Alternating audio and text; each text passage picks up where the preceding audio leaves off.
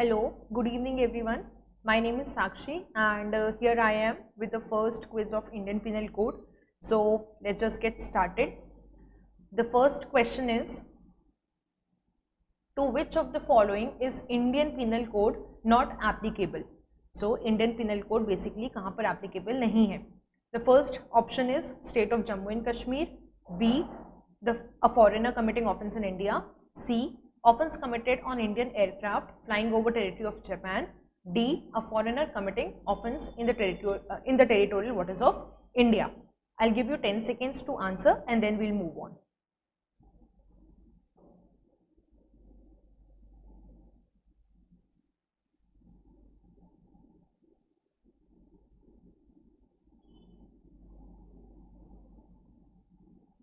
The right answer in this question is option A, that is state of Jammu and Kashmir.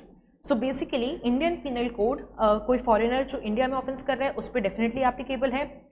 Any aircraft which is a part of Indian territory and is flying over another country, तो ये IPC जो होगा वो India के सारे vessels, सारे vehicles पे भी अप्लाई होगा जो इंडिया के टेरिटरी के बाहर भी रहे. सो सी ऑप्शन में भी वो एप्लीकेबल है. D says a foreigner committing offence in territorial waters of India. So territorial waters जो बेसिकली किसी भी कंट्री का होता है वो कंट्री की टेरिटरी का पार्ट माना जाता है, तो वहाँ पर भी IPC एप्लीकेबल है. IPC applicable Jammu and Kashmir में नहीं है because Jammu and Kashmir have their separate penal code जिसका नाम है रणबीर पिनल कोड. तो जम्मू एंड कश्मीर में इंडियन पिनल कोड एप्लीकेबल नहीं है, वहाँ पे रणबीर पिनल कोड अप्लाई होता है. Moving on to the next question, which of the following statement about Indian penal code is true? इनमें से कौन सा स्टेटमेंट ट्रू है related to IPC? So the first option is the Indian penal code applies to every person in any part of India for every act or omission contrary to the provisions of the code. B, the Indian Penal Code applies to any offence committed in any citizen by any citizen of India within and beyond India. Every such act committed outside India which if committed in India would be punishable under the Indian Penal Code. And last option is all of the above. I'll give you another 10 seconds to answer this question.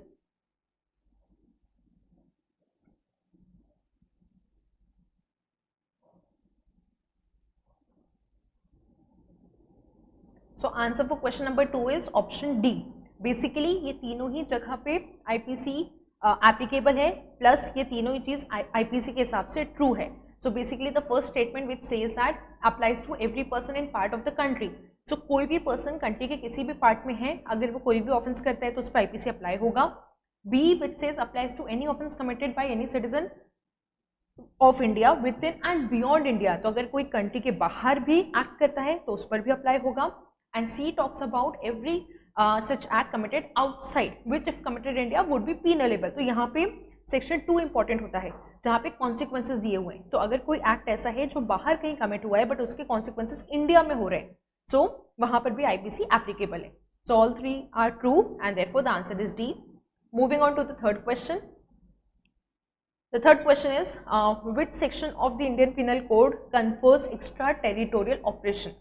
So इसमें किस section में extra territorial operations दिए हुए हैं? So options जो हमारे पास यहाँ पे है वो है section 10 and 11, section 14, section 11 and section 3 and 4. I give you another 10 seconds to answer.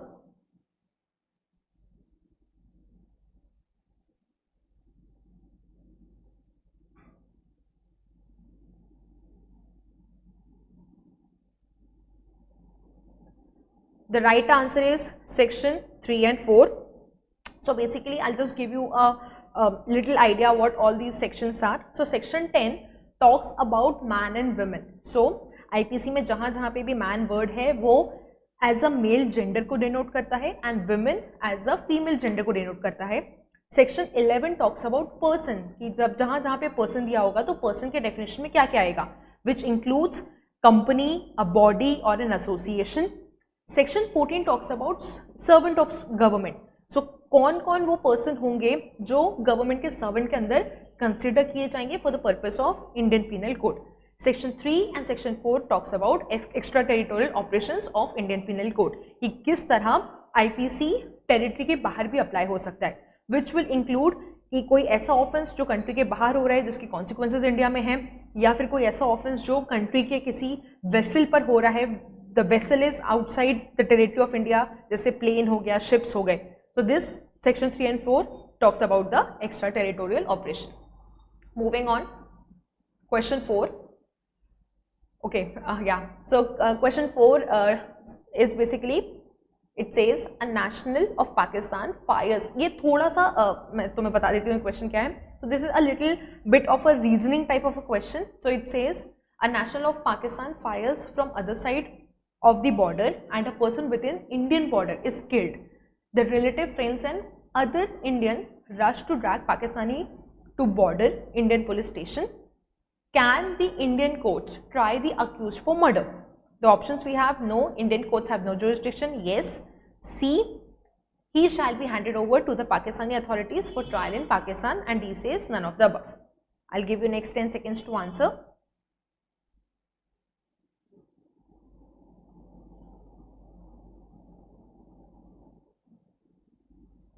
The right answer here is option B. So this particular question is something that which is derived from section 2 of IPC, which says कि कोई भी ऐसा act जो consequences जिसके Indian territory में हो रहे हैं बट वो एक्ट बाहर हुआ है, जैसे यहाँ पे एक Pakistani fired a bullet and an Indian is killed, okay, but this consequences, दो जो ऑफेंस हुआ था बुलेट फायर करने का वो पाकिस्तान की टेरिटरी में था, बट क्योंकि कॉन्सिक्वेंसेज जो है उसके इंडिया में हुए हैं तो यहाँ पर आईपीसी एप्लीकेबल होगा. Moving on to the next question, it says a Spanish citizen is a Spanish citizen who was residing in Paris instigated the commission of an offence which in consequence was committed in India.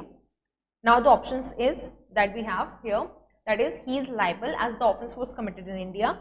He is liable since the Indian Penal Code also extends to extra territorial acts. C says can be held liable because the offence was to be committed in India. D says cannot be held liable because instigation was not given in Indian territory. You have 10 seconds to mark your answers.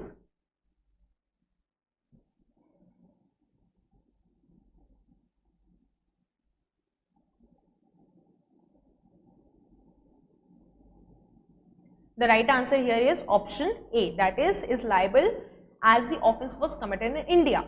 So कोई भी foreign national जो India के territory में है, अगर वो Indian territory में किसी भी तरह का कोई ऑफेंस करता है तो उस पर आईपीसी एप्लीकेबल होगा. Moving on, question 6 says admiralty jurisdiction does not extend over.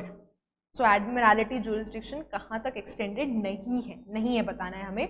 Option A says offences committed on Indian ships on high sea, offences committed on foreign merchant ships in Indian territorial waters, offenses committed on foreign warships in Indian territorial waters.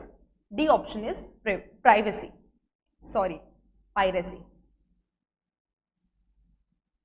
You have 10 seconds to answer.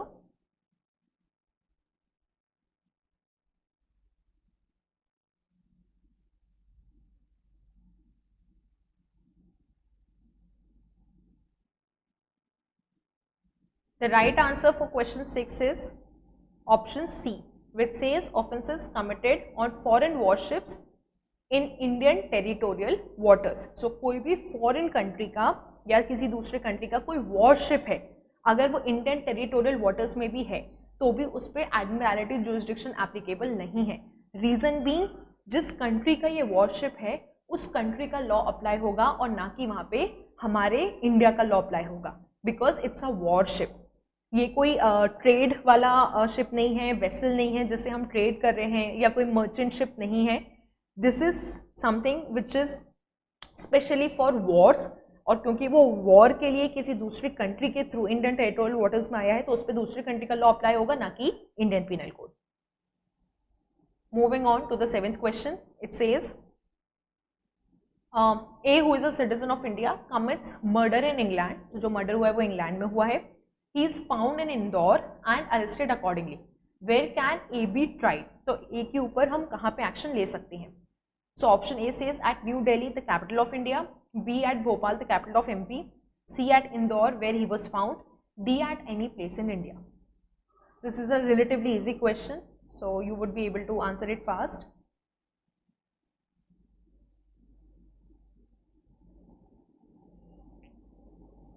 The answer is at Indore, because again as I have already explain you कि हम consequences के हिसाब से देखते हैं.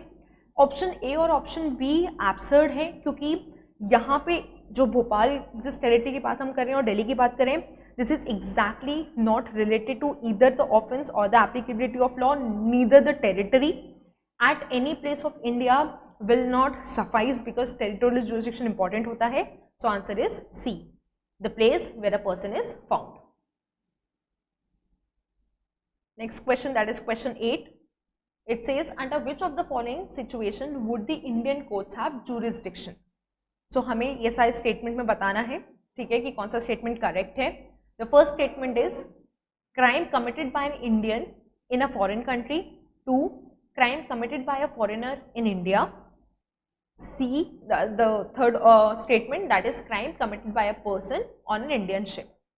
You have 10 seconds to answer.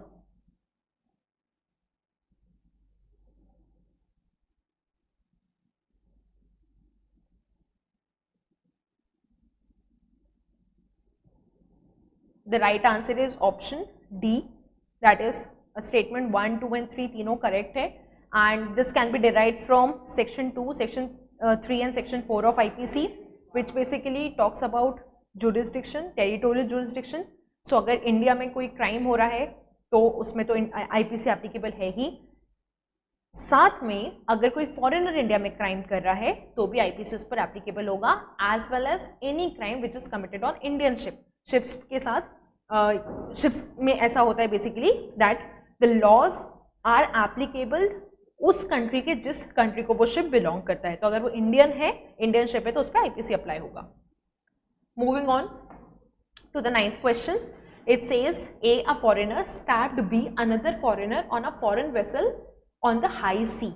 So high sea is basically the part जिस पे किसी भी कंट्री का कोई जुरिस्डिक्शन नहीं होता है या वो किसी भी कंट्री के टेरिटरी का पार्ट नहीं है. सो आगे ये बोलता है both A and B were brought to Bombay for treatment where B died. A is also available in Bombay. Which one of the following proposition is correct in respect of applicability of Indian Penal Code to the trial of A?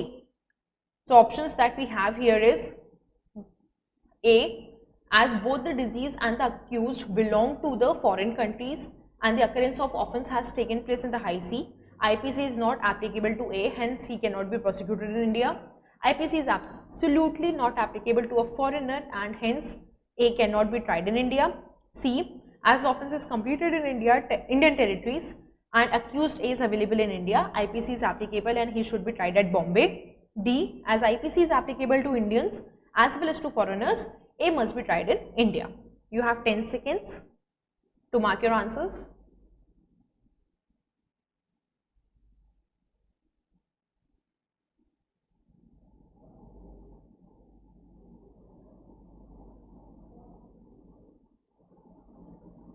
The right option is answer A, which says that both deceased and the accused belong to foreign countries and this is the reason why IPC will not be applicable.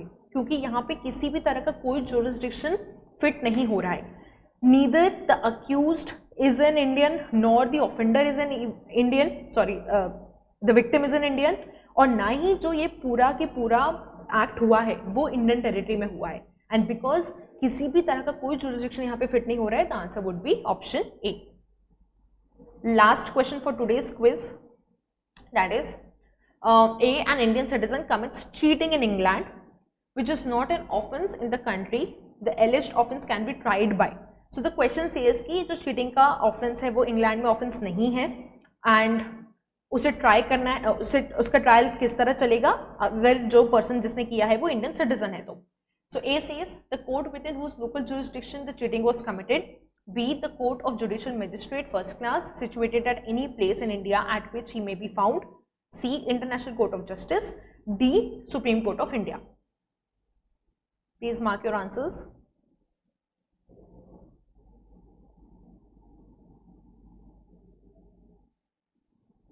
The right answer here is option B, the Court of Judicial Magistrate First Class situated at any place in India at which he may be found.